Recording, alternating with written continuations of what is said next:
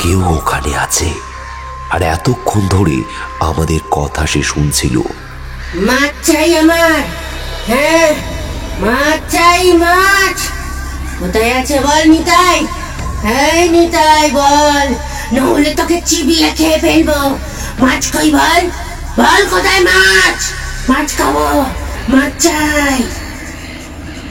বেনি হাত বাড়িয়ে মাছের থালাটা দিতে যাবে, ঠিক এমন সময় মাছের থালাটা বেনির হাত লেগে মাটিতে পড়ে যায় এবং মাছগুলো ছড়িয়ে যায়।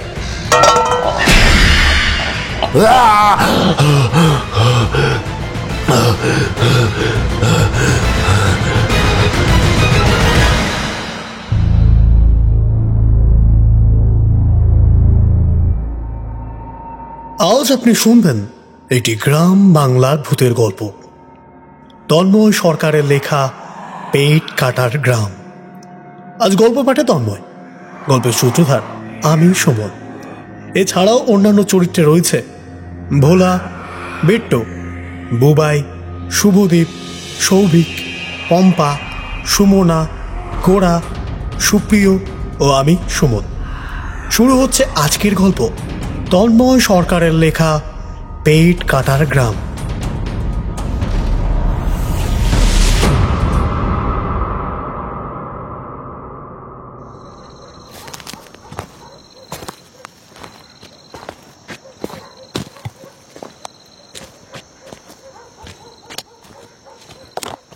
ঠিক সন্ধে লাগার মুখে গ্রামের মনসা মন্দিরের সামনে এসে দাঁড়ালাম। আজ পূর্ণিমা, আকাশ জুড়ে মস্ত বগিথালার মতো চাঁদ উঠেছে। আমি পায়ে পায়ে এগিয়ে গেলাম সামনের দিকে, তবে রাস্তাটা আমার অচেনা লাগছে। খোকনদা এই রাস্তা ধরে আমাকে আসতে বলেছিল না, এইটা তো সেই রাস্তা নয়, হতেই পারে না। কি মুশকিল, শহর অঞ্চল রাস্তাতে এত শর্টকাট রাস্তা থাকে না যতটা এখানে রয়েছে। একের পর এক রাস্তা। ধূর তেরিকি, ফোনটাতেও চার্জ নেই, সামনে কোনো বাড়িও দেখছি না। আর একটু হেঁটে আসতেই সামনের একটা হলুদ বোর্ড চোখে পড়ল। পকেট থেকে ছোট লাইটটা বার করে ওই দিকে মারতেই জানতে পারলাম এই গ্রামের নাম পেট কাটা। বড় অদ্ভুত নাম। আমি যে রাস্তা গুলিয়েছি সেটা হাড়ে হাড়ে এইবার টের পেলাম। কাল সকালের মধ্যে খোকনদার বাড়ি না পৌঁছলে তো সর্বনাশ হয়ে যাবে। ভালো একটা কাজ দেখেছিল আমার জন্য, কিন্তু এই রাস্তা গুলিয়ে ফেলে সব শেষ হয়ে গেল। ও মশাই, মশাই, আরে ও মশাই। আমি এই সব চিন্তা করছি, হঠাৎ করেই আমার পিছন থেকে একটা গলার স্বর ভেসে এলো। পিছন ফিরে দেখলাম ঘন অন্ধকারের মধ্যে থেকে কোনো একটা লোক দাঁড়িয়ে হাত নেড়ে নেড়ে আমাকে ডাকছে। আমি ভালো করে দেখতে লাগলাম। ঠিক এমন সময় অন্ধকারের মধ্যে থেকে সেই আগন্তুক বেরিয়ে এলো আমার সামনে। মধ্যবয়স্ক লোক, পরনে সাদা পায়জামা ও গায়ে সাদা হাফ হাতা একটা গেঞ্জি। এই হাড় কাঁপানো শীতে মানুষটি রয়েছে কি করে? ঠান্ডায় জমে যাচ্ছি আমি, আর উনি কিনা। তা মশাই, ওইদিকে কোথায় যাচ্ছেন? আসলে গ্রামটাই গুলিয়ে গেছে, যাওয়ার কথা ছিল সবেদা কাটা, আর চলে এলাম পেট কাটা। তা এই গ্রামে মানুষ ভুল করেও আসে না বাবু, নিয়তি তাকে টেনে আনে।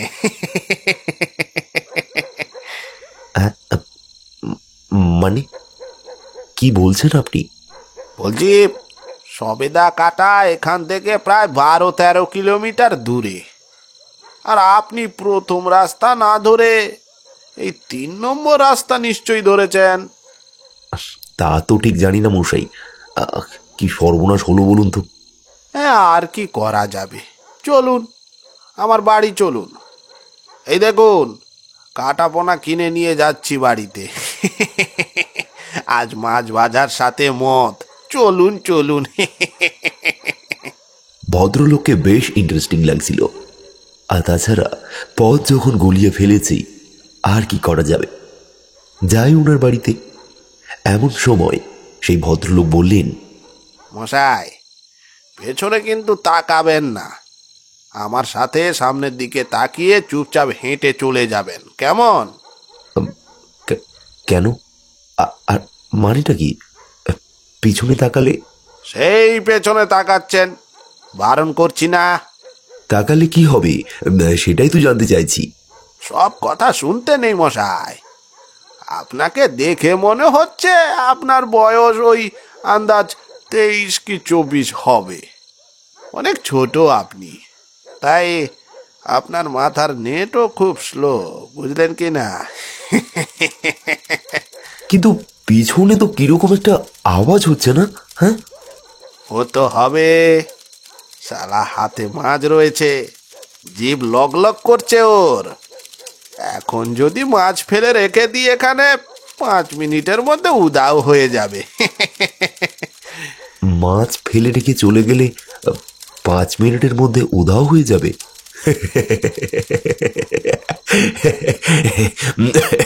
মজা করছেন নাকি আমার সঙ্গে? হ্যাঁ, মজা করছেন? দেখবেন, আপনি দেখবেন। হ্যাঁ, দেখালে দেখবো। দেখবো না কেন? হ্যাঁ, দেখবো না কেন? ঠিক আছে, এই নিন, এই এই রেখে দিলাম এখানে। সত্যি সত্যি ফেলে দিলে? চলুন চলুন, ওই ঝোপঝাড়ের পেছনে গিয়ে দাঁড়াই। চব্য কেমন হয় এইবারে দেখুন। পায়ে হেঁটে খানিকটা দূরে একটা ঝোপের মধ্যে গিয়ে দাঁড়ালাম। ভদ্রলোকের মাথাটা খারাপ নাকি? বড় মাছটা ওখানে ফেলে রেখে চলে এলো।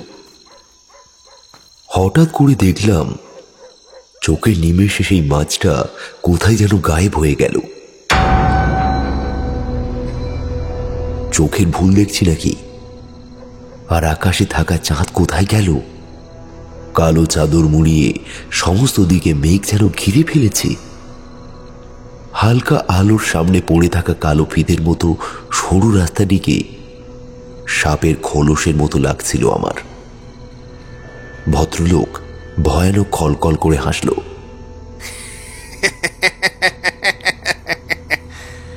কি মশাই, কি বলেছিলাম? মাছ আউট।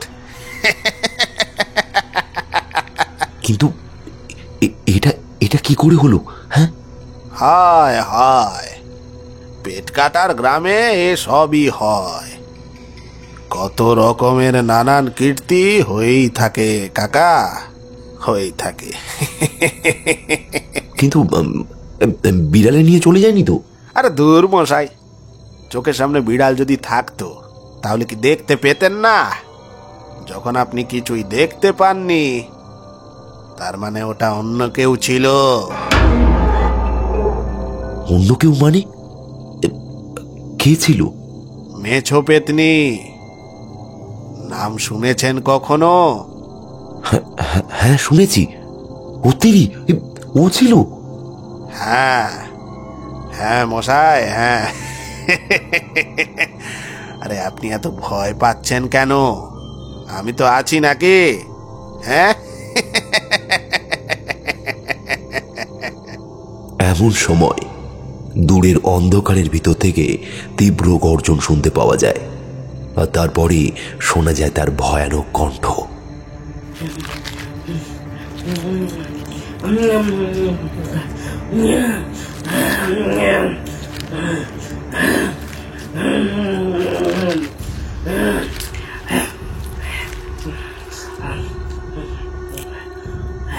চাই, আরো চাই, হ্যাঁ আরো চাই।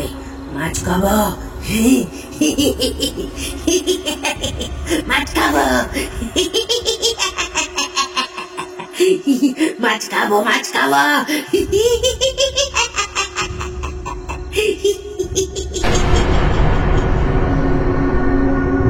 বলতে বলতে অন্ধকারের মধ্যে থেকে সেই আবছায়া মূর্তি বেরিয়ে আসে। ভয়ানক মেঘটা সেই সময় গর্জন করে ওঠে। বিদ্যুৎ চমকানোর আলোতে তাকে দেখতে পেলাম। কি ভয়ানক রূপ! 2 চোখের মণি লাল রক্তের মতো, 2 কান নেই, নাকটা থ্যাবড়া, আর কালো ঠোঁটের পাশ দিয়ে বেরিয়ে আছে তাজা রক্ত স্নাত ঈষৎ বড় দুটি সদন্ত। সে এগিয়ে আসে আমাদের দিকে। এটা কি দেখছি আমি? হ্যাঁ, কি দেখছি আমি? মশাই, দেখবেন পরে, পালান আগে। ওই মাছ খেয়েও ওর পেট ভরেনি, ও আরো খাবে। পালান, এক্ষুনি পালান। আমাকে এক প্রকার হাত ধরে টানতে টানতে সামনের দিকে এগিয়ে নিয়ে গেল ওই ভদ্রলোকটি। আমার তো ওই মহিলাটিকে দেখে চোখ কপালে উঠে গেল। ছুটবো কি করে তাই তো বুঝতে পারছি না। ভয়ে আমার পা যেন অবশ হয়ে গিয়েছে। সে যেন আস্তে আস্তে এগিয়ে আসে আমাদের দিকে। তার একটাই কথা, মাছ দিতে হবে। মাছ কই? মাছ? হ্যাঁ, মাছ কই? আমি মাছ খাবো। হ্যাঁ, মাছ খাবো আমি।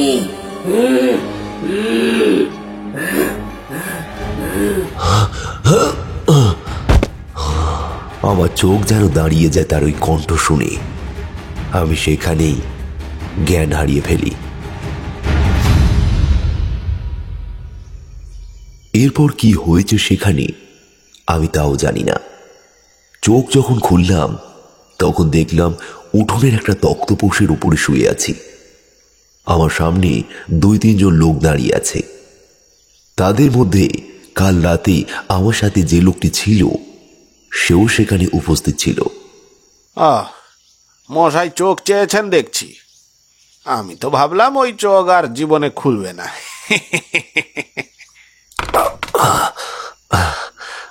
আপনি মজা করছেন? কাল রাতে যা হলো। ও তো আমরা সব সময় দেখছি। কি রে হারু, এ কি বলছে রে? রোজ এইরকম বিপদের সম্মুখীন হচ্ছি আমরা, বুঝলেন কি না? যা বলেছ গোপালদা, মেছো পেতনির জন্য আমাদের দিনরাত এখন মৃত্যুর সমান হয়ে দাঁড়িয়েছে। একটা কিছু করতে হবে, না হলে এ তো মহা মুশকিলে পড়ে গেলাম। কতদিন হলো মাছ খেতে পারিনি। হারুর পাশে আরো একজন লোক দাঁড়িয়েছিল।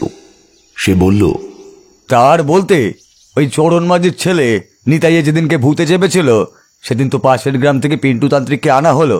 কি হলো? হ্যাঁ, বিশেষ কি কিছু লাভ হয়েছে? আরে দিনের বেলায় কি আর ভূত ছাড়ানো যায় নাকি?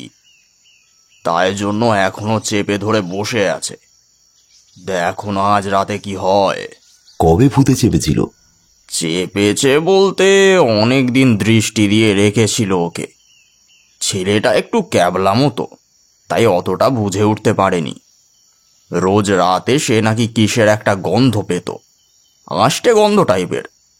তো সে ওর ঘরের জানালা থেকে উঁকি মারত, গন্ধটা আসছে কোথা থেকে সেটা দেখার জন্য। এটা জানার জন্য গভীর রাতে দরজা খুলে বাইরে বেরিয়েছিল। আর সেই দিন রাতে চরণ মাঝিরা মাছ খেয়েছিল। কিছু মাছ বাড়িতে নাকি ছিল, জ্যান্ত মাছ একেবারে।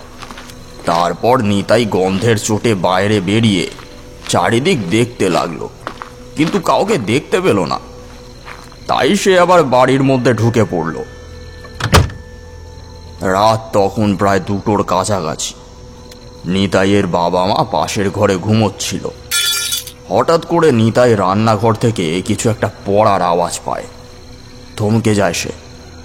পা ঘষে ঘষে সে যখন রান্নাঘরের দিকে ঢুকলো, ঠিক সেই সময় সে দেখতে পায় এক নারী মূর্তিকে, সাদা কাপড় পরনে, গোগ্রাসে কি যেন একটা চিবিয়ে চিবিয়ে খাচ্ছে। এই এত রাতে এইরকম ভাবে কে তার বাড়িতে ঢুকলো? নিতাই ধরা গলায় বলে ওঠে, কে তুমি? কে? সঙ্গে সঙ্গে বড় বড় চোখ করে সেই মূর্তি নিতাইয়ের দিকে তাকায়। হাত থেকে কড়াটা মাটিতে পড়ে যায়। নিতাইয়ের চোখ যেন ঠেলে বাইরে বেরিয়ে আসে। ভয়ে ভয়ে সে ঠক ঠক করে কাঁপতে থাকে। বুকের হৃৎপিণ্ড যেন ঠিকরে বাইরে বেরিয়ে আসে। মাছ খাবো নিতাই? নিতাই, মাছ আছে? তোর বাবা তো নদী থেকে অনেক মাছ এনেছে। কোথায় লুকিয়ে রেখেছিস? হ্যাঁ? মাছ খাবো নিতাই, অনিতাই। আমি জানি না, আমি জানি না, সত্যি বলছি আমি জানি না। সেই মূর্তি রেগে গিয়ে নিতাইয়ের দিকে এগিয়ে আসে। তার পা দুটি পিছনের দিকে ঘোরানো, চোখ যেন দাউ দাউ করে জ্বলছে। নিতাই ভয়ে প্যান্টে মূত্র বিসর্জন করে ফেলে। তার দেহ যেন নিথর হয়ে যায়। বাবা মাকে পর্যন্ত ডাকতে পারে না। মাছ চাই আমার, হ্যাঁ মাছ চাই, মাছ কোথায় আছে বল নিতাই। হ্যাঁ নিতাই বল, নহলে তোকে চিবিয়ে খেয়ে ফেলবো। মাছ কই বল, বল কোথায় মাছ? মাছ খাবো, মাছ চাই।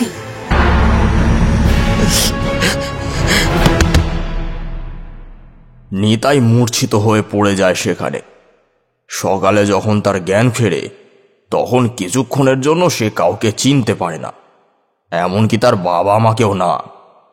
তার শরীর প্রচণ্ডভাবে খারাপ হয়ে যায়, জ্বর আসে, ঘন ঘন বমি হতে থাকে। নারায়ণ ডাক্তার এসে তার চিকিৎসা করতেই তারপরে খানিকটা ঠিক হয়। এরপর কাল রাতের ঘটনা সে আমাদেরকে জানায়। তার মানে তো রাতের বেলা করে মাছ খেলেই বিপদ। হ্যাঁ, তার উপর বাইরে যদি হাওয়া হয়েছে আরো বিপদ। ওরা যতই দূরে থাকুক না কেন, ঠিক গন্ধ পেয়ে যায়, আর সেই গন্ধের লোভে ওরা সেইখানে চলে আসে, আর মাছ না দিলে তাকে হত্যা করে। এরা সম্ভবত খুব জেদি, যা চায় তা ছিনিয়ে নেয়। হ্যাঁ, ছিনিয়ে নিলেই হলো। হ্যাঁ, কই কই আমার কাছে তো আসে না। ফালতু কথা বলো না তো গোপালদা, তুমি মাতার লোক। ওরা কি তোমার কাছে আসতে পারবে? তোমার গালে যা গন্ধ বেরোবে, ওরা এমনি ছুটে পালাবে। হ্যাঁ, যা বলেছিস, ধারে কাছেও কেউ আসবে না। আরো একটি লোক বলে উঠল, মজা পরে করবে, দিন দিন এটা কিন্তু খুব গুরুতর হয়ে যাচ্ছে। হয়তো সে কোনো মানুষ হত্যা করছে না, কিন্তু করবে না এটা তো কোনো গ্যারেন্টি নেই। মাছ পাচ্ছে বলে সেই জন্য কিছু করছে না, কিন্তু যার কাছে মাছ পাবে না তাকে তো সে হত্যা করবেই, বা তার শরীরে ভর করতেও পারে। যেমনটা ওই চরণ মাঝির ছেলে নিতাইয়ের উপরে করে আছে, তার শরীর থেকে এখনো কিন্তু এই আত্মাটা যায়নি। হ্যাঁ, বেচারা ছেলেটা রাত হলে কত না ভয় পায়। তুমি জানো, নিতাই নাকি রাতের বেলা করে স্বপ্ন দেখে, বারে বারে খাটের নিচে তাকিয়ে থাকে, তারপর বলে নাকি কেউ ওখানে আছে। কিন্তু ওর বাবা মা যখন খাটের নিচে দেখে তখন কাউকেই দেখতে পায় না। কি হলো বলো তো ছেলেটার? কি আর হবে, দেখ গিয়ে ওই মেছো পেতনি চেপে আছে হয়তো। দিনের বেলায় শরীর ছেড়ে বেরিয়ে যায়, আবার রাতের বেলা চলে আসে ওর শরীরে মাছ খাবার লোভে। চরণ মাঝির বাড়িতে তো দিন রাত মাছ হয়, সেই লোভটা পেয়ে গেছে ওই পেতনি। কিন্তু শুনেছি এই রকম শরীরের মধ্যে কোনো আত্মা থাকলে আস্তে আস্তে সেই শরীরের নাকি ক্ষমতা অনেকটাই কমে যায়। দেহ ছেড়ে না বের হলে তুই কি করবি? ওর বাবা তো ভক্তিতান্ত্রিককে ডাকতে পারে, পিন্টুতান্ত্রিকের দ্বারা কিছুই হবে না। ওইসব বেকার লোক, ওদেরকে আমি তান্ত্রিক বলে মনেই করি না। ভক্তিতান্ত্রিক এখন এই গ্রামে নেই রে ভাই, বীরভূমে গিয়েছে। লোকগুলোর কথা শুনে যা বুঝলাম তাতে এই গ্রামে সকাল বিকেল রাত অবধি ভূত প্রেতদের নিয়েই বেশি আলোচনা হয়। এর মধ্যে আমি একজনের বাড়িতে আমার ফোনটা চার্জ দেওয়ার ব্যবস্থা করলাম, কিন্তু সকাল থেকে বিকেল অবধি চার্জ দেওয়া সত্ত্বেও আমার ফোনে ব্যাটারি 0 দেখালো, চার্জই হয়নি। মাথা খারাপ হয়ে যাচ্ছে আমার। কাজের কথা না হয় ছেড়ে দিলাম, বাড়ি তো পৌঁছতে হবে। পকেটে কোনো মালকড়িও নেই যে নিজের বাড়িতে চলে যাব। তাই আর কি, নিরুপায় হয়ে আজকের দিনটাও এখানে কাটিয়ে দিতে হলো।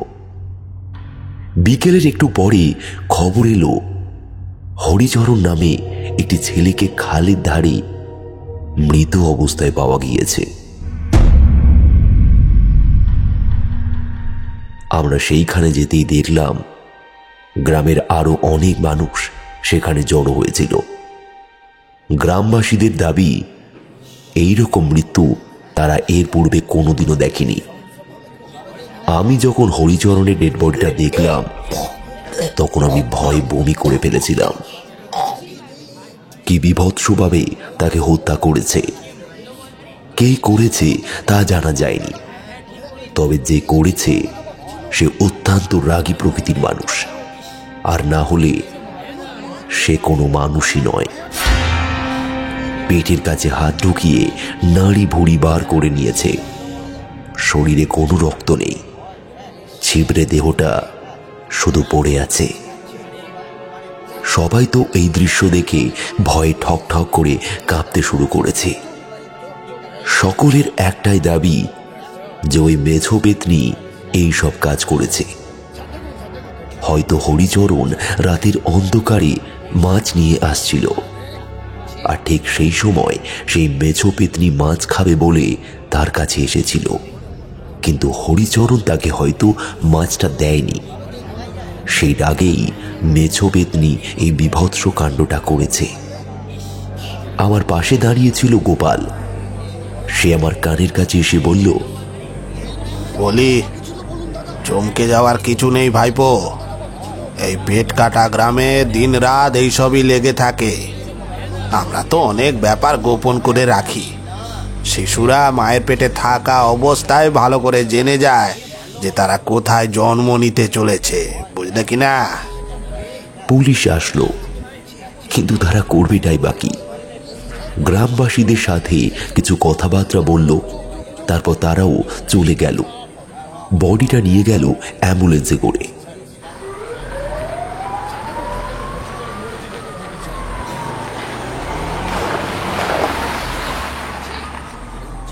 এইবার আমার আরো ভয় লাগতে শুরু করলো। যে করি হোক, পকেটে পয়সা থাকুক আর না থাকুক, এই পেট কাটার গ্রাম থেকে আমাকে বের হতেই হবে। দরকার হয় অন্য গ্রামে গিয়ে একদিন নয় থাকবো। তবে এই পেট কাটা গ্রামে নমস্কার, আমি আর থাকতে পারবো না এখানে। থানার বড়বাবু ওয়ার্নিং দিয়ে গেল যে সন্ধ্যে 6টার পর কেউ যেন বাড়ির বাইরে না বের হয়। যদি বের হতে দেখেছে কাউকে, তাহলে তাকে গ্রেপ্তার করে জেলে ঢুকিয়ে দেবে। পুলিশ এখন থেকে নাকি পাহারা দেবে পুরো পেট কাটা গ্রামে।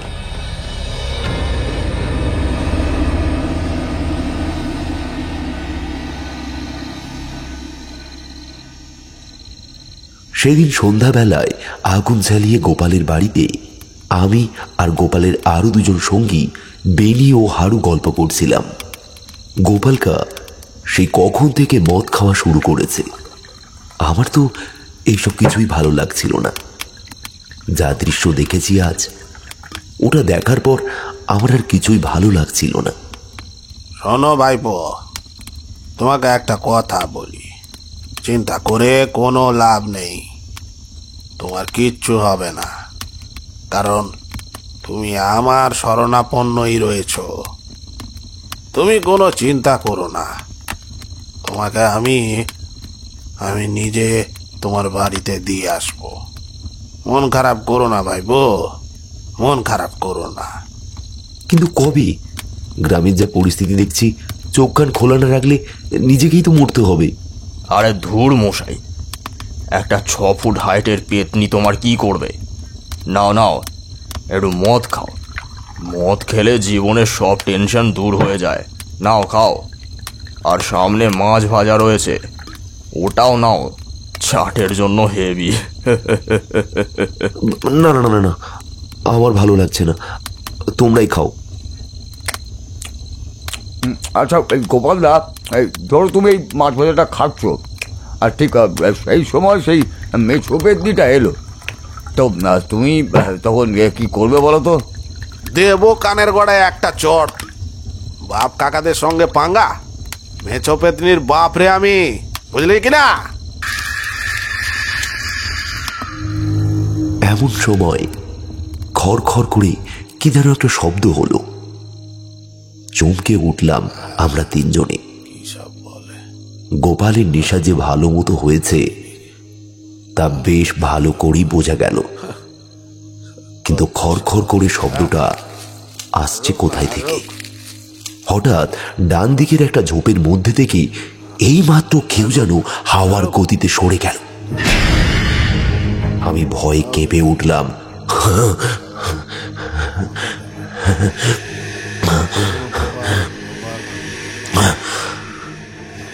কেউ ওখানে আছে, আর এতক্ষণ ধরে আমাদের কথা সে শুনছিল। বলছি, ওখানে না কেউ একটা দাঁড়িয়েছিল, আমি দেখেছি ওখানে কেউ একটা দাঁড়িয়েছিল। কোথায় কোথায় দাঁড়িয়েছিল? হয়তো ঝোপের মধ্যে কেউ এখানে একটা আছে, সত্যি বলছি কেউ এখানে একটা আছে। মন সায় দিচ্ছে না আমার, গা শিরশির করছে। কেউ এখানে একটা আছে। মেছু পেতনি চলে এলো নাকি? আরে ধুর, হাওয়ার আওয়াজ হয়তো। কি থাকতে কি দেখেছিস? তুইও না বেনি?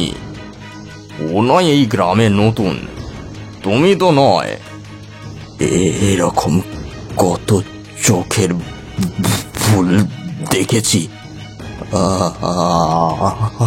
আর আর ওটা কে? এটা কে? হারু ঠক ঠক করে কাঁপতে লাগলো। তার হাতের ইশারা লক্ষ্য করে সেই দিকে তাকাতেই বুকের রক্ত জল হয়ে গেল আমার। ছোট আম গাছের উপরে পা ঝুলিয়ে ও কে বসে আছে? অন্ধকারে মুখটা ভালো করে দেখা যাচ্ছে না, তবে পাটা পাকাটির মতো ঝুলছে। হঠাৎ করে আকাশে বিদ্যুৎ চমকাতেই তার মুখটা দেখতে পেলাম। এইবার আমরা কেঁপে উঠেছিলাম সেই রূপ দেখে। তবে গোপাল অতিরিক্ত মদ খাওয়ার জন্য সে কোনো কিছু ঠাউরি করতে পারল না। গাছের উপর থেকে কর্কশ গলায় সে বলল, মাছ খাবো, দে দে দে না, মাছ খাবো। ওই তো ওই তো, কি সুন্দর মাছ।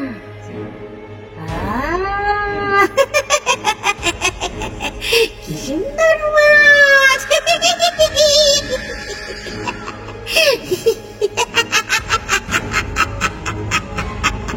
আমরা তিনজনে কাঠ হয়ে দাঁড়িয়ে রইলাম। সেই পেতনি বলল, কানে কথা যাচ্ছে না? কানে কথা যাচ্ছে না?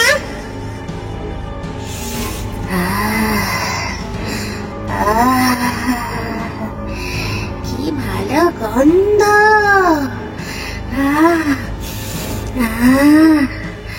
দে না দে না দে না, মাছটা দে দে দে দে দে দে। পিছনের দিকে তাকিয়ে দেখলাম গোপাল মাটিতে পড়ে আছে। কখন যে মাটিতে পড়ে গেল তা জানতেই পারলাম না। আমাদের সামনে একটা থালাতে বেশ অনেকখানি মাছ ভাজা ছিল। তা দেখার পর ওই পেতনি আর থাকতে পারছে না, গাছ থেকে নেমে আমাদের দিকে এগিয়ে এলো। আমরা ভয়ে এক পা করে পিছনের দিকে সরতে লাগলাম। মাছটা দিয়ে দেবেনি, না হলে খবর খারাপ আছে ভাই। দিয়ে দে মাছটা। হ্যাঁ, দিয়ে দিচ্ছি। বেনি হাত বাড়িয়ে মাছের থালাটা দিতে যাবে, ঠিক এমন সময় মাছের থালাটা বেনির হাত লেগে মাটিতে পড়ে যায় এবং মাছগুলো ছড়িয়ে যায়। তীক্ষ্ণ দৃষ্টিতে সেই পেতনি আমাদের দিকে তাকিয়ে থাকে ভয়ঙ্কর ভাবে। মাছগুলো ফেলে দিল। আমি তাড়াতাড়ি ছুটে গিয়ে মাছগুলো তুলে থালায় রেখে ওনার হাতে দিয়ে দিই। দীর্ঘ হাত বাড়িয়ে সে আমার কাছ থেকে থালাটা নিয়ে নেয়, তারপরে গোগ্রাসে গিলতে আরম্ভ করে।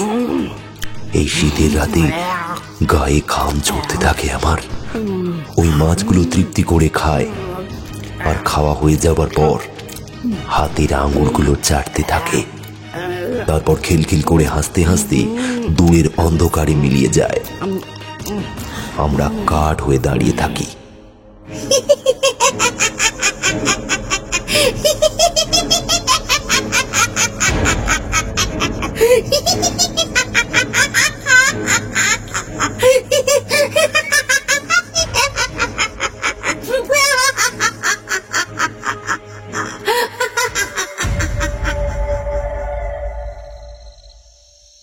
কি দৃশ্যই দেখলাম রে বাবা। ও হারুদা, ভাগ্যিস তুমি মদের ঘরে উল্টো পাল্টা কিছু বলনি। ভাই রে, যা দৃশ্য দেখলাম তাতে নেশা কেটে তেঁতুল হয়ে গেছে। গোপালদার কি ভাগ্য দেখ, ও আসার আগেই বোল্ড হয়ে মাটিতে পড়ে গেছে। সেদিন রাতে বেনি আর হারু আর বাড়ি যায়নি। সত্যি বলতে বাড়ি যাওয়ার সাহস ওরা পায়নি। গভীর রাত তখন। আমি সেই সময় ঘুমে তলিয়ে গিয়েছিলাম। যেন এক মহাশূন্যে ভেসে বেড়াচ্ছি আমি। সেই দিকহীন, প্রাণহীন, শব্দহীন, আলোহীন অন্ধকারে আমি যেন একলা ভেসে চলেছি। আমার চারিদিকে অন্ধকারে জমাট বাঁধতে শুরু করেছে। তারপরই হঠাৎ করে আমার কানে ছুটে আসলো কান্নার শব্দ। 3টে নিষ্পাপ বাচ্চার কান্না। সেই কান্না শুনে আমার বুকটা যেন ভয়ে কেঁপে কেঁপে উঠছিল। কান্নার শব্দটা ভীষণ রকমের জ্যান্ত। আমার হাত পা অসাড় হয়ে গেল। এমন সময় মনে হলো আমার বিছানার পাশের জানলা থেকে এই কান্নাটা ভেসে আসছে। এই প্রবল শীতে এই বাচ্চাগুলো কাঁদছে কেন?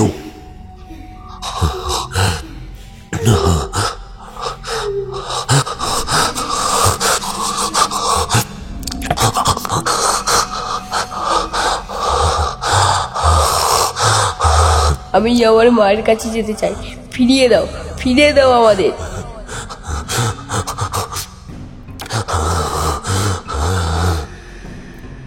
আমার যেন দম বন্ধ হয়ে আসতে লাগলো। আমি অনেক চেষ্টা করছি সেই ভয়ানক অন্ধকার থেকে মুক্ত হবার। আমি চিৎকার করতে চাইছি, কিন্তু আমার কোনো ইন্দ্রিয় আজ মনে হয় বসেনি। চোখের সামনে নেমে এলো এক কালো পর্দা। নেমে আসছে আমার মৃত্যু। সেই চূড়ান্ত মৃত্যুর মধ্যে আমি তলিয়ে যেতে যেতে হঠাৎ করে থমকে দাঁড়িয়ে পড়লাম। আস্তে আস্তে সমস্ত অন্ধকার কেটে গেল। আমার চোখের সামনে আলো এসে উপস্থিত হলো। চোখ খুলতেই সব যেন স্বাভাবিক হয়ে এলো। কি সর্বনাশ! ভয়ঙ্কর স্বপ্ন দেখলাম মায়েরি। আমার পাশে হারু, বেনি ও গোপাল অঘরে ঘুমোচ্ছে। দেওয়াল ঘড়িতে দেখলাম ভোর 5:30। দরজা খুলে বাইরে বেরিয়ে দেখলাম চারিদিকে কুয়াশার চাদরে মুড়ে গিয়েছে পুরো পেট কাটার গ্রাম। হাঁটতে হাঁটতে বেশ অনেকটা দূরে চলে এলাম। সামনে একটা বড় বটগাছ দেখতে পেয়ে সেই দিকে এগিয়ে গেলাম। হঠাৎ করে দেখলাম কুয়াশার মধ্যে থেকে একটা আবছায়া যেন বাইরে বেরিয়ে আসছে। তখন কিন্তু হালকা হালকা অন্ধকার ছিল, যার কারণে আমি পরিষ্কারভাবে সেই আগন্তুককে দেখতে পাচ্ছিলাম না। ভয়ে দুপা সরে এলাম আমি। আগন্তুক যখন কুয়াশার চাদর থেকে বাইরে বেরিয়ে এলো, তখন দেখলাম সে আর কেউ নয়, গোপাল। কি ভয়ঙ্কর তার রূপ! মাথার চুল নেই, চোখে দুটো মণি নেই, কান নেই, নাক নেই, ঠোঁটের পাশে লেগে আছে তাজা রক্ত। আমার দিকে তাকিয়ে হাত বাড়িয়ে বলল, এখনো সময় আছে, ভালোই ভালোই এই গ্রাম ছেড়ে পালিয়ে যা। এই গ্রামে কোনো মানুষ জীবিত নেই, সবাই মৃত, শুধু তুই ছাড়া। আর তোকে এরা মারবে বলে এখানে আটকে রেখেছে। কথাগুলো বলতে বলতে গোপাল আমার সামনের দিকে এগিয়ে এলো। আমি নীরব হয়ে দাঁড়িয়েছিলাম। আমার গা হাত পা ঠক ঠক করে কাঁপতে লাগলো। সে আমার একদম সামনে চলে এলো, আর ঠিক তখনই আমার দেহ আস্তে আস্তে গরম হতে লাগলো, তীব্র গরম হতে লাগলো। সে আমাকে ছুঁতে গেল, কিন্তু তার আগেই গুঁড়ো হয়ে আকাশের মধ্যে মিলিয়ে গেল। আর ঠিক সেইখান থেকে বীভৎস অট্ট হাসিতে ফেটে পড়ল।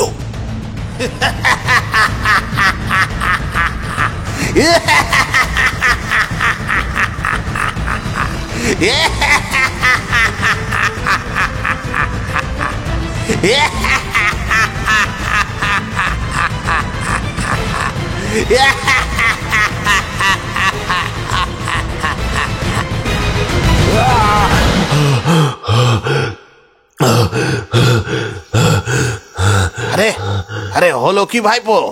কি হলো তোমার? ভয়ানক স্বপ্ন দেখেছে মনে হয়। যা বলেছিস। দেখি দেখি দেখি, উঠে বসো ভাইপো। এই এই এই না, একটু জল খাও তো দেখি। এই নাও জল খাও। একটা ভয়ানক চিৎকার করে আমি লাফিয়ে উঠলাম। সাথে সাথে হাড়ু বেনি গোপাল আমাকে চেপে ধরল।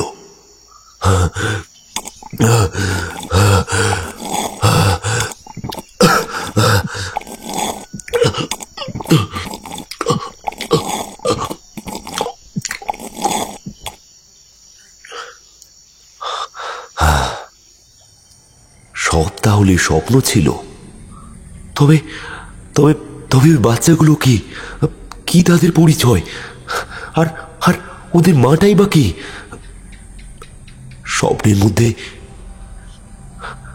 স্বপ্নের মধ্যে গোপালকে ওই রকম বিভৎস আকারে দেখলাম কি জন্যে? সত্যি কি এই গ্রামের কোনো মানুষ বেঁচে নেই? সবাই কি তাহলে মরে গেছে? কিন্তু কিন্তু কিন্তু আমি তো দিব্যি দেখছি। আমার চোখের সামনে জলজ্যান্ত 3টি মানুষ দাঁড়িয়ে আছে। দুপুরের দিকে খবর এলো গ্রামের আরো একটি মানুষ মারা গিয়েছে। রায়পাড়ার খালের ধারে তার মৃতদেহটা পাওয়া গিয়েছে। সেই একই রকম খুন, পেট কেটে নাড়ি ভুঁড়ি বার করে নিয়েছে, শরীরে কোনো রক্ত নেই। লোকটির নাম গদাই মণ্ডল। তার বউ বলেন যে কাল বিকেলে সে বাজারে গিয়েছিল। কাটাপোনা মাছ কিনতে গিয়ে ফিরতে দেরি হচ্ছিল বলে তার বউ নাকি খুব চিন্তা করছিল। এদিকে থানার বড়বাবু তো অবাগী হয়ে যাচ্ছেন। এত পাহারা দেওয়া সত্ত্বেও গ্রামের মধ্যে খুনটা করছেটাই বা কে? হ্যাঁ, খুনগুলো কিভাবে হচ্ছে বড়বাবু? এর আগে তো পেটকাটা গ্রামের কোনোদিন এরকম সাংঘাতিক খুন হয়নি। হঠাৎ করে কি এমন হলো? আমরা খোঁজার চেষ্টা করছি, তবে অপরাধী খুব চালাক। শিকার এমনভাবে করছে যাতে কেউ হদিশ না পায়। আমরা প্রথমে ভেবেছিলাম গ্রামের বাইরে থেকে এসে কেউ এসব করছে, কিন্তু এখন মনে হচ্ছে এই পেটকাটার গ্রামেই সেই অপরাধী লুকিয়ে রয়েছে। বলছি ওই মেছো পেতনিটা নয় তো? কি মেছো পেতনি? ওরে হারু, ওসব পেতনি টেতনি কিছু হয় না, সব আষাঢ়ে গল্প। হ্যাঁ,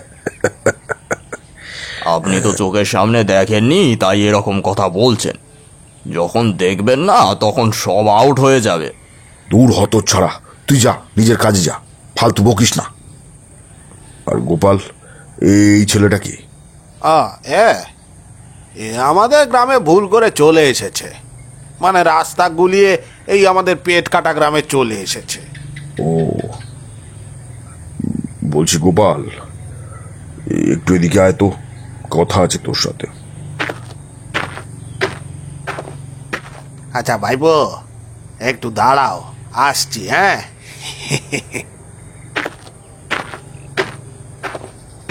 হ্যাঁ বলুন বড়বাবু। ও কবে এসেছে এখানে? এই তো এই পরশুদিন রাতে।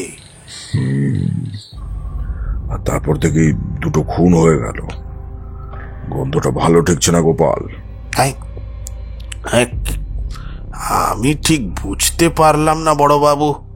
কিছু না, ছেলেটার উপরে একটু নজর রাখ, আর ওকে বলে দে এই মুহূর্তে গ্রাম ছেড়ে ও যেন না যায়। যতদিন না আমরা কিলারকে ধরতে পারছি ততদিন এই গ্রামের বাইরে যাওয়া ওর নিষেধ।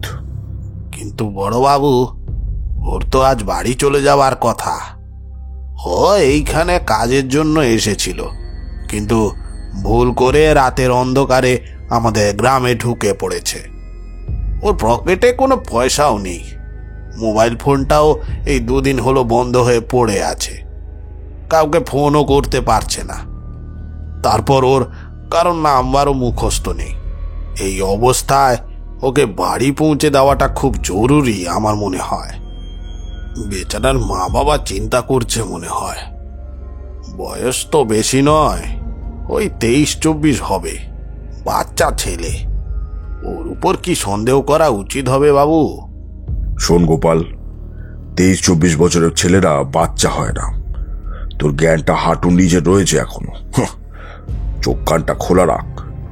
এতদিন ধরে এই গ্রামে কোনো মানুষ মরেনি। ওই ছেলেটা আসার পর 2 দিনের মধ্যেই 2টো মানুষ টপকে গেল। সন্দেহটা তাহলে কার উপর করবো? মৃত্যু তো আগেও হয়েছে, কিন্তু আমরা সেটাকে গোপন করে আছি।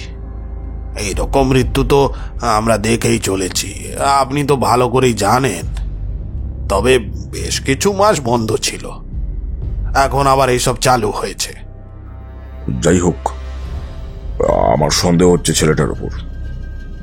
তোর কাজ হলো এটা দেখা যে ওই গ্রাম ছেড়ে যেন কোথাও না যায়। যদি ও গ্রাম ছেড়ে বাইরে যায়, তাহলে তোকে আমরা গ্রেপ্তার করে জেলে ভরবো। কথাটা মনে রাখিস, বলে দিলাম।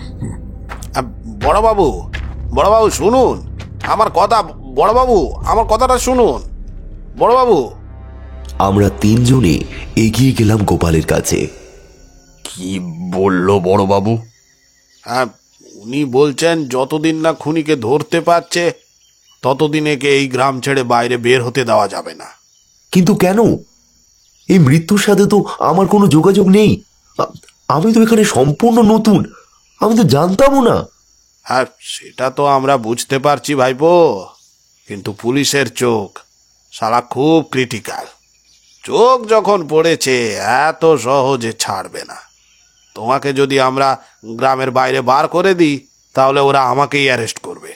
কি বলছো গো গোপালদা? এই তো পুরো উল্টো কেস হয়ে গেল। হ্যাঁ, তুমি চিন্তা করো না, পুলিশ খুব তাড়াতাড়ি আসল খুনিকে ধরতে পারবে। ততদিন তুমি আমার কাছে থেকে যাও, কোনো চিন্তা নেই। পুলিশ কবে ওই কিলারকে খুঁজবে, তার জন্য আমাকে এখানে থাকতে হবে? কিচ্ছু করার নেই ভাইপো, কিচ্ছু করার নেই, আমি নিরুপায়। সেদিন সন্ধ্যাবেলায় গোপালের বাড়ির উঠোনের সামনে বসে আছি। ঠিক এমন সময় বেনি এসে খবর দিল, গোপালদা তাড়াতাড়ি চলো, সর্বনাশ হয়ে গিয়েছে। চরণ মাঝির ছেলে নিতাই এই কিরকম যেন একটা করছে। কেন, কি হয়েছে? আর বলো না, আমি চা খেতে বসেছিলাম, এমন সময় শুনতে পেলাম নিতাই কিরকম খিলখিল করে পাগলের মতো হাসছে, আবার কিছুক্ষণ পর কেঁদে উঠছে, আবার খানিকক্ষণ পর চিৎকার করছে অদ্ভুত ভাবে। ওর বাবা মা চিন্তায় পড়ে গেছে। আমি ঠিক ধরেছিলাম, ওর শরীর ছেড়ে ওই আত্মা এখনো যায়নি। ভালো মাদুলি দিল পিন্টু তান্ত্রিক, দূর, তাতেও তো কোনো কাজ হলো না। হোক, চল চল চল, দেখি দেখি গিয়ে। চরণ মাঝির বাড়িতে যখন এলাম, তখন দেখি অনেক লোক জড়ো হয়েছে সেখানে। নিতাই অদ্ভুতভাবে চিৎকার করছে। আমরা ঘরে ঢুকতেই সে বিকট গলায় বলে ওঠে, কেন এসেছিস এখানে? আমার কিছু হয়নি, আমি একদম সুস্থ আছি। চলে যা, চলে যা, চলে যা, চলে যা, চলে যা, চলে যা বলছি, সবাই চলে যা, চলে যা। এমন সময় নিতাইয়ের মা কাঁদতে কাঁদতে বলল, ওকে তোরা ঠিক করে দে। আমার ছেলেটা আজ কদিন ধরে খায় না, ঘুমোয় না, খালি থেকে থেকে ভয় পাচ্ছে। বলে কি না ওই অন্ধকারের মধ্যে কেউ আছে, ও আমাকে নিয়ে চলে যাবে ওর সাথে। আজ সন্ধ্যার পর থেকে এই রকম আচরণ করছে, হাসছে, কখনো কাঁদছে, আবার আবার রেগে মেগে চিৎকার করে উঠছে। ওকে তোরা বাঁচা, ওকে তোরা বাঁচা। ওর বাবা গিয়েছে ওই পিন্টু তান্ত্রিককে ডাকতে। নিতাই, নিতাই, বাবা কি হয়েছে তোর? তুই এই রকম করছিস কেন? তোমার ছেলেও বলিহারি, ওর কিন্তু বহু দোষ আছে। ও একটু সুস্থ হলেই ওই শিমুলতলার গো ভাগাড়ের দিকে যাবে, আর ওখানে গিয়ে গিয়ে ওই মাদুলিটাও নষ্ট করে ফেলেছে। তুমি জানো তো ওখানে কত বাচ্চাকে পুঁতে দেওয়া হয়েছিল? ওই তো ওইখানে পিকনিক করে ছোটনের কি অবস্থা, 3 দিন বিছানা ছেড়ে উঠতে পারেনি, বাতাস লেগে কাবু হয়ে পড়েছে। ওই জায়গাটা কি ভালো? আর তোমার ছেলে একটু সুস্থ হলেই ওইখানে যাবে। আমরা ভয়ে ওই গোভাগাড়ের দিকে যাই না। আর এখন শুনেছ তো গ্রামের 2টো মানুষ কিভাবে মরেছে। উফ, এসব কথা রাখো এখন। সেই রকম যদি মনে হয় ভক্তিতান্ত্রিককে খবর দে। কিন্তু ওর বাবা তো পিন্টু তান্ত্রিককে ডাকতে গেল। পিন্টু তান্ত্রিক নেই, বউয়ের সাথে শ্বশুর বাড়ি গেছে, ফিরবে 5 দিন পর। হ্যাঁ হ্যাঁ, পিন্টু তান্ত্রিককে দেখেছি, সে বৌদির সঙ্গে সব শ্বশুর বাড়ি যাচ্ছে। একবার নি অন্য তান্ত্রিক ডাক।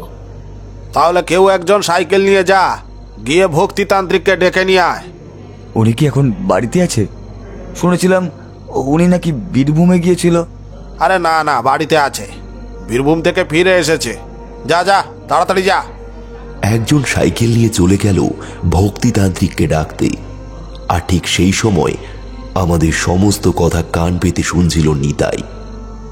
বড় বড় চোখ করে সে আমাদের দিকে দেখছে, তারপর খলখল করে হেসে উঠল।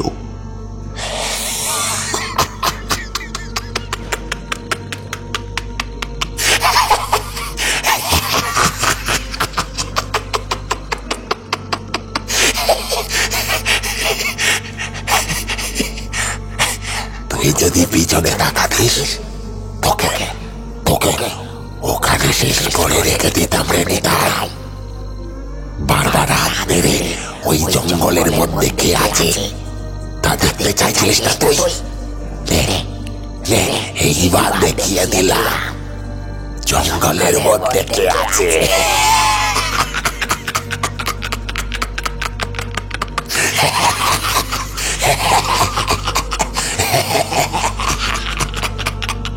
আমার তো বুকটা ঠক ঠক করে কাঁপছে যেন, কারণ এই রকম দৃশ্য এর আগে আমি কখনো দেখিনি। গোপালকা, ও কার সঙ্গে কথা বলছে? ও বলছে না, ও এখন নিজের আয়ত্তের মধ্যে নেই। যে আত্মা ওর শরীরে ভর করেছে সেই এই কথাগুলো বলছে, বুঝলে? তুই কে? এই তোর নাম কি রে? এই তোকে কেন বলবো? তোকে কেন বলবো?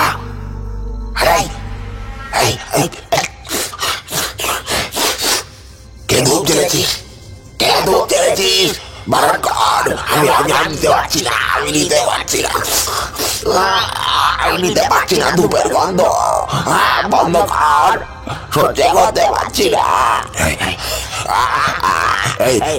এই কে শঙ্খকে বাজাচ্ছে, শঙ্খকে বাজাচ্ছে, আমি সহ্য করতে পারছি না। বন্ধ কর এইগুলো, বন্ধ কর।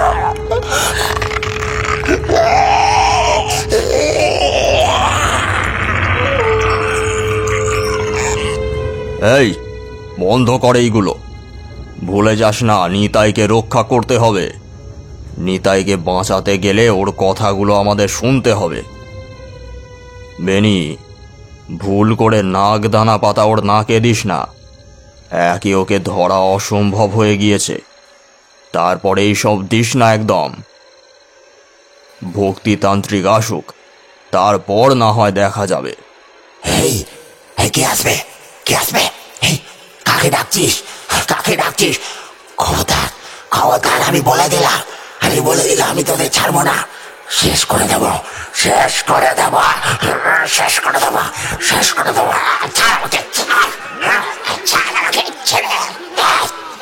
কাউকে না, কাউকে না। এই এই, কেউ নাম করিস না। ও উত্তেজিত হলে নিতাইয়ের সমস্যা। আরে ওই তো ভক্তিতান্ত্রিক চলে এসেছে। হ্যাঁ ওই তো এসেছে। এবার আশা করছি ঠিক হয়ে যাবে। আরে পাবেই তো, কে এসেছে দেখতে হবে না?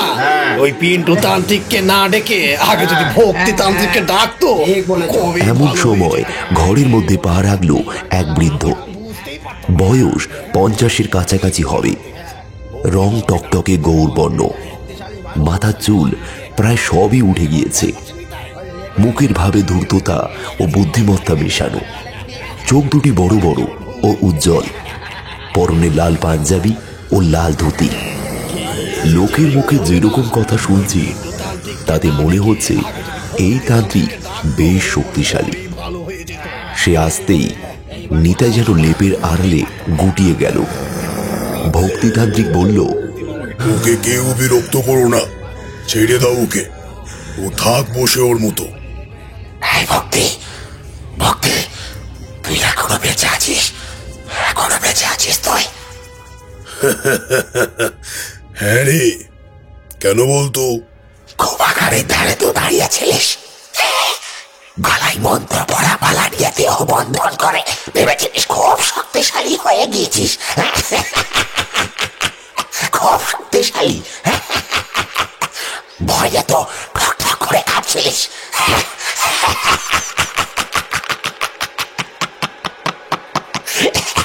ঠিক তাই, তবে তোর এত ক্ষমতা নেই যে তুই আমাকে নিজের আয়ত্তে করতে পারবি। বলি এখন কি করবে?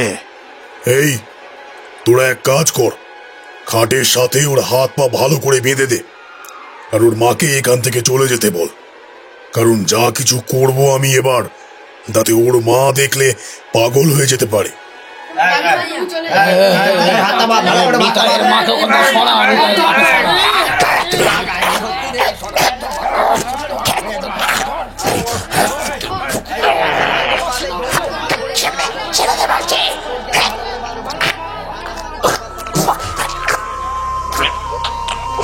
আমরা সবাই মিলে নিতাইয়ের হাত পা বেঁধে দিলাম।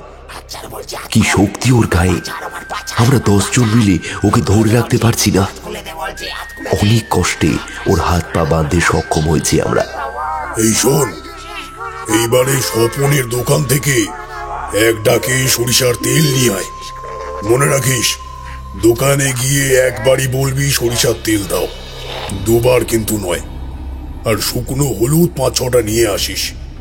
ও হ্যাঁ, আর একটা মোমবাতি আর দেশলাই নিয়ে আসবি মনে করে। একজন গেল বাতি আনতে, আর একজন গেল সরিষার তেল আনতে। বাড়িতে শুকনো হলুদ ছিল, সেটা নিতাইয়ের মা দিয়ে গেল।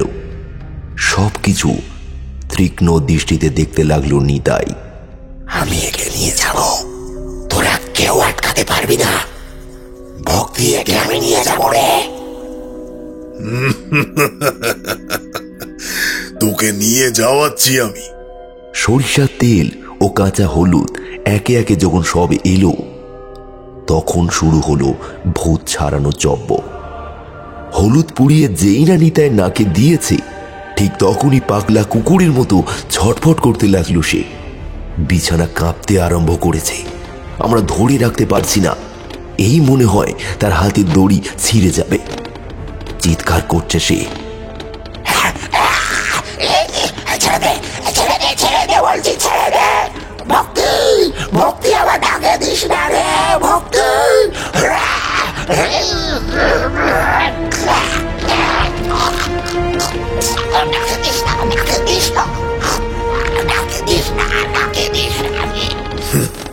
তবে বল তুই কে, আর এর শরীরেই বারবার কেন আসিস? কিরে বল। বলবো না, বলবো না, বলবো না। ছাড় আমার পা, ছাড় আমার পা, ছাড়, ছেড়ে দে বলছি। এই, একজন এসে ওই সরিষার তেল হাতে নিয়ে ভালো করে ওর ডান কানটা চেপে ধর। তবে খুব সাবধান, যাই হয়ে যাক না কেন, কোনো মতে ওর কান ছাড়বি না কেউ। চেপে ধরে রাখবি, দরকার হয় কান থেকে রক্ত বের হয়ে যায় যাক, তাও ধরে থাকবি। বেনি এসে নিতাইয়ের কানটা চেপে ধরল। নিতাই রাগে সেই সময় যেন ফেটে পড়ল। ভক্তিতান্ত্রিক তখন বিড়বিড় করে মন্ত্র পাঠ করছে আর তার দিকে 3 বার করে ফুঁ দিচ্ছে। এই কে আছিস?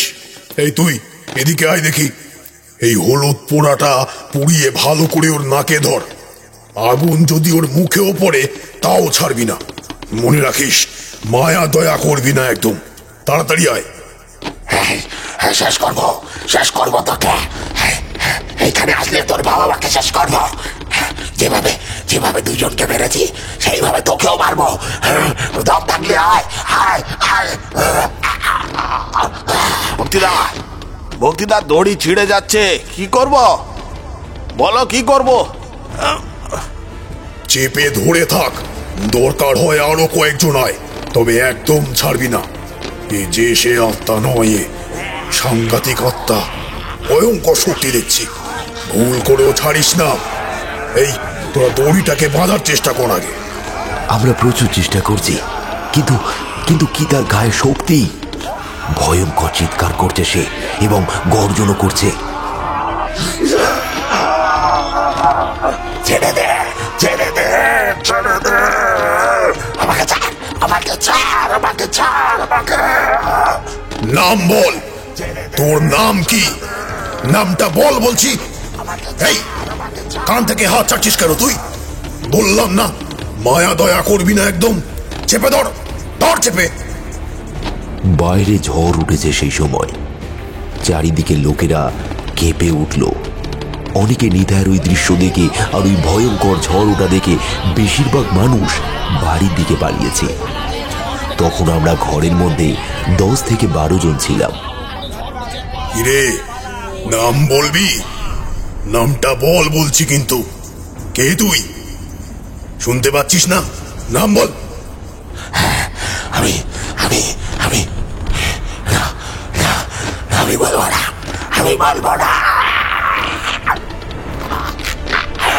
বলবো না, বলবো না, বলবো না। আমি কে, আমি কে বলবো না, কিছুতেই বলবো না, কিছুতেই না। দড়ি ছিঁড়ে গেল ভক্তিদা। হাতের দড়ি ছিঁড়ে গেল। আমরা সবাই খাটের নিচে গিয়ে পড়লাম।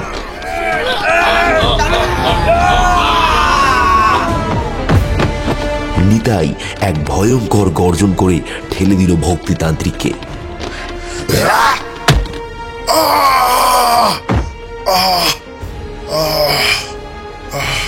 দুমদাম হাত চালাতে শুরু করলো নিতাই। কেউ ভয়ে ওর কাছে আর যেতে চাইল না। ভক্তিতান্ত্রিক মাটি থেকে উঠে বিড়বিড় করে মন্ত্র বলতে লাগলো।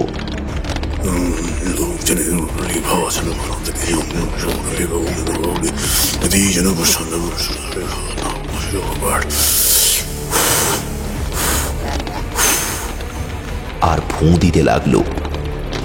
বিছানার উপরে দাঁড়িয়ে উঠল নিতাই। তার চোখ দুটো দেখার পর ভয়ে থমকে গেলাম আমরা। ধর ওকে, ধর। এই কতগুলো ছেলে মিলে কি করছিস তোরা? ধর ওকে ভালো করে, ধর। আয়, কে আসবি আয়, হাতের সামনে যে আসবি এক মারে ফুল চুরির মতো উড়ে যাবি। এই এই ভক্তি, ভক্তি, চলে যা, চলে যা এখান থেকে। একে আমি আমার সাথে নিয়ে যাব। বললাম না, বললাম না, তুই কিছু করতে পারবি না। চলে যা, চলে যা।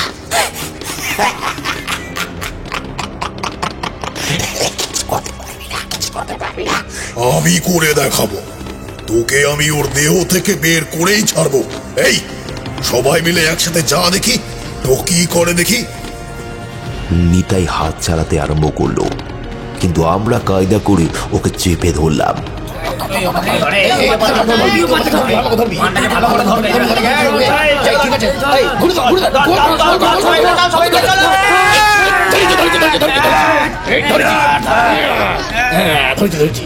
এবারে আর বাঁধতে পারলাম না ওর হাতটা। আগের থেকে শক্তিটা মনে হয় আরো বেড়ে গিয়েছে ওর গায়ে। যেরকম আগে করেছিস ওইগুলোই কর। নাকটা চেপে ধর ভালো করে, আর হলুদ পোড়াটা শোকা। তার চিৎকারে কান পাতা দায় হয়ে গিয়েছে। এমন সময় আস্তে আস্তে তার শক্তি যেন কমতে থাকলো। নিতাই বলল,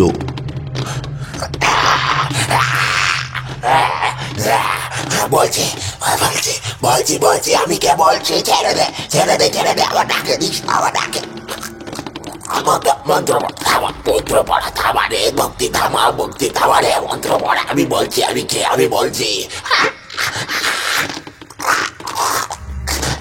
বল বল বল, কে তুই বল। আরে কি হলো, শুনতে পাচ্ছিস না? বল কে তুই, বল। আমি চরণ মাঝির ভাই সুশীল, সুশীল রে, সুশীল রে আমার নাম। ও ও ও ও ছেড়ে দে, আমি সুশীল, আমি সুশীল, আমি সুশীল, ছেড়ে দে। ঠিক বলছিস তো? এই ঠিক করে বল। আমি ঠিক বলছি, আমি সুশীল, আমি সুশীল, সত্যি বলছি, আমি সুশীল, ছেড়ে দে ছেড়ে দে ছেড়ে দে। তবে শুনলাম নাকি নিতাইয়ের আগেও আরো একটা পেতনিকে দেখেছে। সে নাকি রাতের বেলায় নিতাইয়ের বাড়িতে মাছ খেতে এসেছিল। ওটাকে, এই সত্যি করে বল ওটাকে।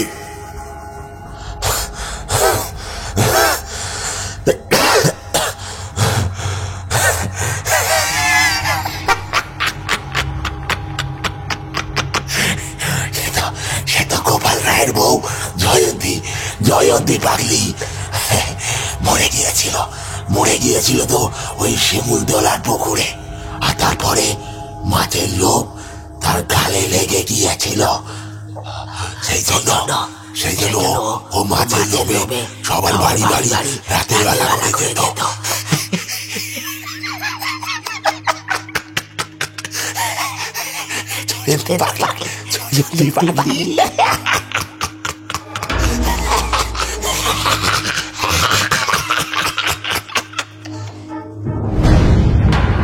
গোপাল কাকার বুকটা এক নিমেষে কেমন যেন কেঁপে উঠল।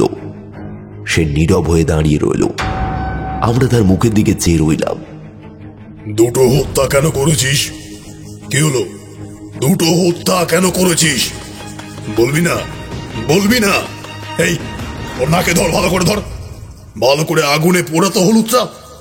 হ্যাঁ পোড়া হয়েছে, নে এবার নাকে চেপে ধর ভালো করে। ওই দুজন আমার শত্রু, আমার টাকা ওরা খেয়ে নিয়েছিল, যার জন্য আমি পদে বসেছি। ওদের জন্য আমাকে মরতে হয়েছিল, তাই শত্রু নিলাম।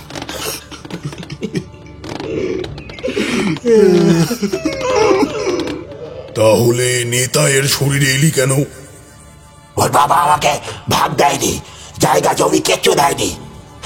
আমার বাবা দেওয়া সম্পত্তি ও একাই ভোগ করে নিয়েছিল। তাই ওর ছেলের শরীরে এসে ওর বাবাকে আর ওর মাকে মারবো বলে ঠিক করেছিলাম। জানলার ফাঁক থেকে চরণ মাঝি ও তার বউ এই সব কথা শুনতে লাগলো। তারা যেন নীরব হয়ে দাঁড়িয়ে রইল। মুখ থেকে তারাও কোনো কথা বার করতে পারল না। তাড়াতাড়ি এই দেহ ছেড়ে দে। আর শোন, তুই যে চলে যাচ্ছিস তার প্রমাণ দিয়ে যেতে হবে কিন্তু। আমি দু পাটি জুতো গালে করে নিয়ে ওই শিমুলতলার পুকুরের সামনে যাব। না না না না না না, এত কম জুড়ি জিনিস নিয়ে গেলে তো হবে না। তোকে জল ভর্তি ডাবর দাঁতে করে নিয়ে যেতে হবে। আর যদি না নিয়ে গিয়েছিস তো তবে না, আমি নিয়ে যাব না। আমি জল ভর্তি ডাবর দাঁতে করে নিয়ে যাব না। আমি জল ভর্তি ডাবর দাঁতে করে নিয়ে যাব না। তোরা ওটা হয় নাকে ধরবি না, নাকে ধরিস না। আমি নিয়ে যাব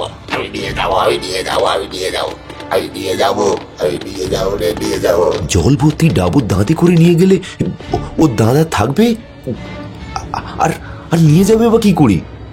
দেখো না কি করে নিয়ে যায়। হ্যাঁ, দাঁতের মাড়িটা কিন্তু একটু আলগা হয়ে যাবে নিতাইয়ের। ঝড় তখন থেমেছে। কনকনে ঠান্ডার মধ্যে দাঁতে জল ভর্তি ডাবর নিয়ে এগিয়ে চলল নিতাই। আমি জীবনে এই রকম দৃশ্য দেখিনি। ঘটনাটা আমার চোখের সামনে এইভাবে যে ঘটবে তা আমি কল্পনাও করিনি। সত্যি বলতে পেট কাটার গ্রামে এসে আমি ভালোই করেছি। এই রকম দৃশ্য দেখা ভাগ্যের ব্যাপার। নিতাই জল ভর্তি ডাবর নিয়ে যখন সামনের দিকে এগিয়ে গেল তখন আমরাও পিছন পিছন গেলাম। ঠিক শিমুলতলার পুকুরের সামনে এসে ধপ করে মাটিতে পড়ে গেল নিতাই। এই এই এই ধরো ধরো ধরো ওকে। আর ঠিক তখনই আম গাছের একটা ডাল দুম করে ভেঙে পড়ল মাটিতে। এই গাছটা ভাঙলো মানে নিশানা হয়ে গেল। নিতাইকে একজন কোলে করে তুলে নে। গাছের ডাল ভেঙে গিয়েছে, তার মানে সে চলে গিয়েছে। সবাই চলো, এখানে বেশিক্ষণ থেকে লাভ নেই। ভক্তিতান্ত্রিক আমাদের জন্য অপেক্ষা করছে। হ্যাঁ হ্যাঁ চলো, এই গোভাগার মোটেই ভালো নয়, বেশিক্ষণ এখানে থেকে লাভও নেই। চলো চলো সবাই।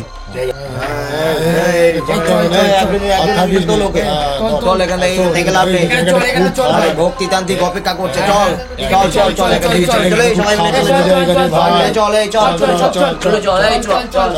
চল আস্তে আস্তে তারা সবাই নিতাইয়ের বাড়ির দিকে এগিয়ে গেল। আমি তখনও সেইখানে দাঁড়িয়ে আছি। বারবার চারিদিকে তাকিয়ে দেখছি সত্যিই কি সেই আত্মাটা চলে গিয়েছে নাকি এইখানে কোথাও রয়েছে। সামনে একটা মস্ত বড় পুকুর, আর ঠিক তার পাশে একটা গোভাগার। আমি সেই দূরের অন্ধকারের মধ্যে এক দৃষ্টিতে তাকিয়েছিলাম, আর ঠিক সেই সময় দূরের অন্ধকারের মধ্যে থেকে একটা মেয়েলি কণ্ঠের অট্টহাসির আওয়াজ ভেসে এলো।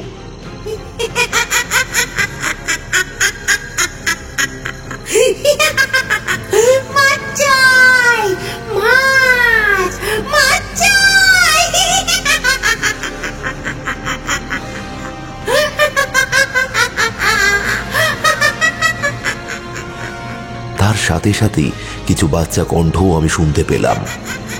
আমাদের মার কাছে ফিরিয়ে দাও না, আমরা আমাদের মার কাছে যেতে চাই। আমি আর এক মুহূর্তও সেখানে দাঁড়ালাম না, ভয়ের চোটে দৌড় লাগালাম সেখান থেকে।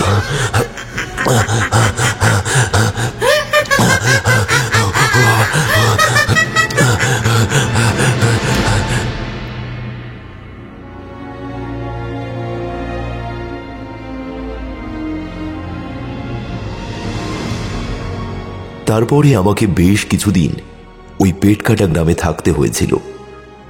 কিছুদিনের মধ্যে নিতাই সুস্থ হয়ে উঠল, তবে তার শরীরের ব্যথা কমল না, যার জন্য তাকে হাসপাতালেও যেতে হয়েছিল। পেটকাটার গ্রাম থেকে চলে আসার পর থেকে গোপাল, হাড়ু, বেনি তাদের কথা খুব মনে পড়তে লাগলো। তবে সাহস করে সেখানে যাওয়ার চিন্তাও আমি করলাম না। জানি না তারা এখন কেমন আছে, কি করছে। মা মনসা আমার কৃপায় প্রাণ নিয়ে বাড়ি ফিরতে পেরেছি। দরকার নেই আর ওই পেটকাটা গ্রামের কথা ভেবে।